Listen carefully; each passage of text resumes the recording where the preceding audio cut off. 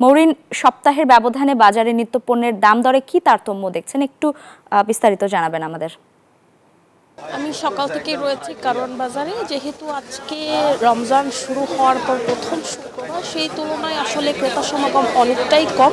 বাজারও এখনো অতটা গুছিয়ে উঠতে পারেনি, তবে বিক্রেতারা বলছেন যে যত বেলা গড়াবে তত ক্রেতা সমাগম বাড়বে। আপনাকে যদি একটু বাজার পরিস্থিতি বলতে চাই, সেই জায়গা থেকে দেশি শসা বিক্রি হচ্ছে 80 টাকা কেজিতে, হাইব্রিডের শসা বিক্রি হচ্ছে 50 থেকে 60 টাকা কেজিতে, বেগুন মানভেদে বিক্রি হচ্ছে 60 থেকে 120 টাকা কেজিতে।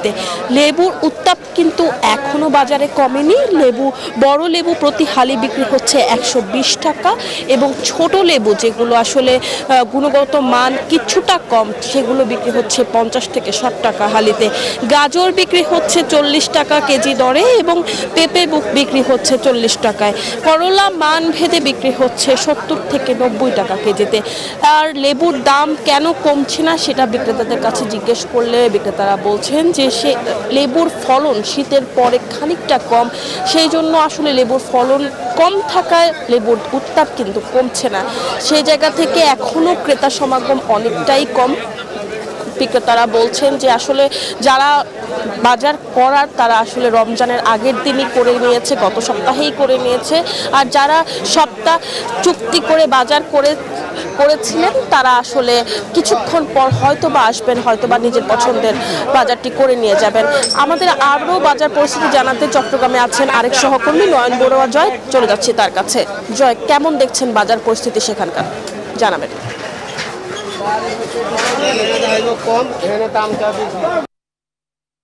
আপনি যেমনটা ঢাকার বাজারের খবর জানিয়েছেন, তেমনিভাবে কিন্তু বন্দরনগরী চট্টগ্রামেও কিন্তু বাজার অনেকটা জমে উঠেছে। যেহেতু রমজানের সময় সবাই ভালো খেতে চায়, তো তার কারণে কিন্তু আমরা দেখছি মাংসের দোকানগুলোতে এই ক্রেতাদের ভিড় একটু বেড়েছে, তবে দাম অনেক বেশি।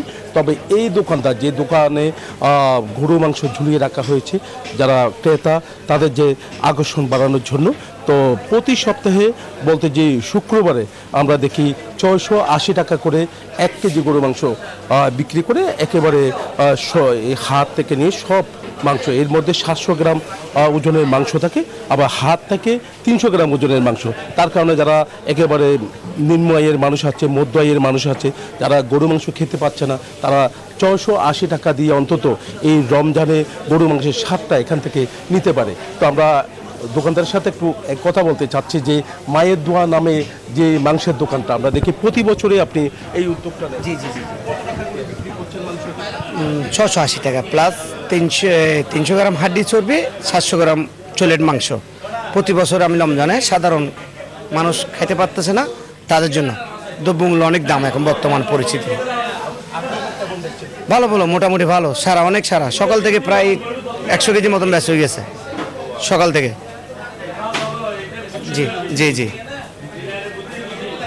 আর একজন ক্রেতার সাথে একটু কথা বলে, এই যে 680 টাকা করে গরু মাংস, যেখানে 950 নিচে গরু মাংস নেই, সেখানে 680 টাকা করে গরু মাংস বিক্রি করছে, কেমন রমজান উপলক্ষে উনি একটা ভালো উদ্যোগ নিছে মাশাআল্লাহ। মানে এটা ধরতে গেলে মানে আমাদের বাজারের জন্য একটা মানে ভালো একটা আপনার মানে সবার জন্য মানে একটা 680 টাকা মানে গরুর মাংস বেচতেছে, মানে কাজীর দরে কাঁচা বাজারে একটা দোকানদার। রমজান হিসেবে রমজান উপলক্ষে উনি একটা ভালো একটা উদ্যোগ নিছে সবার জন্য, মানে সাধারণ মানুষ, মধ্যবিত্ত সবার জন্য একটা মানে ভালো উপকৃত আমরা, মানে ওইটাই। অনেক ধন্যবাদ। আমরা একটু মাছের বাজার দেখানোর চেষ্টা করছি। মাংসের পাশাপাশি দেখতে পাচ্ছেন নানা রকম মাছে ভরে গেছে বাজার, তবে মাছের দামটা একটু বেশি। লইট্টা মাছের দামও কিন্তু 250 টাকার নিচে এখন নেই। তো এই ছিল আমার এখানকার সর্বশেষ। ফিরে যাচ্ছি, আমার সহকর্মী অপেক্ষা করছেন বরিশালের মিরনের কাছে। জানাচ্ছিলেন চট্টগ্রামের বাজার পরিস্থিতি। আমি আছি বরিশালে নতুন বাজারে। আমরা যে বাজারে আছি সেখানে কিন্তু একই অবস্থা আমরা দেখলাম যে ঢাকার সঙ্গে বরিশালে খুব একটা পার্থক্য নেই। বরিশালে যে আমরা আজকে যে লেবু বাজার দেখলাম, ছোট লেবু 50 থেকে 60 টাকা, এবং বড় লেবু কিনলে কোনো ক্ষেত্রে 80 টাকার মতো লেবু হালি। এবং এছাড়া আজকে বাজারে সবচেয়ে বেশি দাম দেখলাম বেগুন 80 টাকা পাইকারি, এবং সেক্ষেত্রে খুচরো বিক্রেতারা 100 টাকার নিচে বিক্রি না করলে তাদের লাভ থাকবে না, এমনটা বলেছেন। এবং একই সঙ্গে যদি শশার দাম বলি, শশা 50 থেকে 60 টাকা কেজি হিসেবে বিক্রি হচ্ছে। বাজারে যেহেতু রমজানের প্রথম শুক্রবার সে কারণে বাজারে একটু উচ্চ মূল্যই দেখা যাচ্ছে। তবে বিক্রেতারা বলছেন যে যেহেতু এখনও সবজির মৌসুম আছে, সুতরাং বাজার পরিস্থিতি আরও স্বাভাবিক হবে। তবে চালের বাজারে আমরা যেমনটা দেখেছি, চালের বাজারে কিন্তু 25 বস্তার যে চাল সেখানে কিন্তু আরও 50 টাকা বৃদ্ধি পেয়েছে।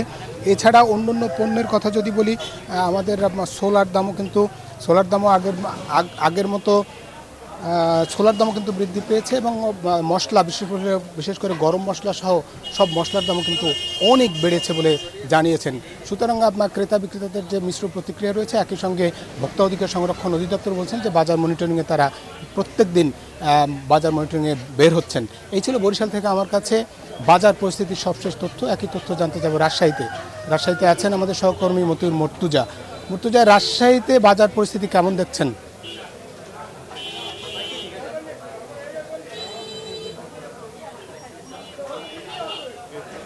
সব ধরনের মাংসের দাম বেড়েছে, পাশাপাশি সবজির দামও বেড়েছে। সব মিলিয়ে বিপাকে রয়েছেন ক্রেতারা। তারা বলছেন যে নজরদারির অভাবে ব্যবসায়ীরা ইচ্ছা মতো দাম বাড়াচ্ছেন, আর যারা ভোক্তা রয়েছেন তাদের ভোগান্তি বাড়ছে। আজকে রাজশাহীর মাছপট্টি বাজার, সাহেব বাজার মাছপট্টি বাজারে আমরা আছি। এখানে প্রতি হালি লেবু বিক্রি হচ্ছে 40 থেকে 50 টাকা, শসা বিক্রি হচ্ছে 45 থেকে 50 টাকা কেজি, বেগুন 40 থেকে 50 টাকা কেজি, কাঁচামরিচ 60 টাকা কেজি, করলা 100 টাকা কেজি, পটল 100 টাকা কেজি, ঢেঁড়স 100 টাকা কেজি, টমেটো 100 টাকা কেজি। আর এর পাশাপাশি ব্রয়লার মুরগি বিক্রি হচ্ছে 200 টাকা কেজিতে, সোনালী মুরগি 300 টাকা কেজি, গরুর মাংসের দাম বেড়েছে কেজিতে 50 টাকা, 750 টাকা কেজিতে বিক্রি হচ্ছে, খাসি বিক্রি হচ্ছে 1100 টাকা কেজিতে। সবজি এবং মাংসের পাশাপাশি কিন্তু মশলার দামও বেড়েছে। রাজশাহীতে মানভেদে প্রতি কেজি এলাচ বিক্রি হচ্ছে 4700 থেকে 6000 টাকা, দারুচিনি বিক্রি হচ্ছে 470 থেকে 600 টাকা কেজি, গোলমরিচ বিক্রি হচ্ছে 200 টাকা, দাম বেড়ে মানভেদে 1100 থেকে 1500 টাকা কেজি। পাশাপাশি ভোজ্য তেলের তীব্র সংকট রয়েছে এবং এই সুযোগে ব্যবসায়ীরা কিন্তু খোলা সয়াবিন তেলের দাম বাড়িয়েছেন এবং সরিষার দামও কিন্তু বেড়েছে। সরিষার তেল প্রতি কেজিতে 20 টাকা বেড়েছে। ক্রেতারা বলছেন যে নজরদারির অভাবে, বাজার সঠিকভাবে তদারকির অভাবে ব্যবসায়ীরা ইচ্ছা মতো দাম বাড়াচ্ছে। তবে ব্যবসায়ীদের দাবি খুচরা বাজারে দাম বাড়ার কারণে ব্যবসায়ীরা, পাইকারি বাজারে দাম বাড়ার কারণে খুচরা বাজারের ব্যবসায়ীরা দাম বাড়াতে বাধ্য হয়েছেন।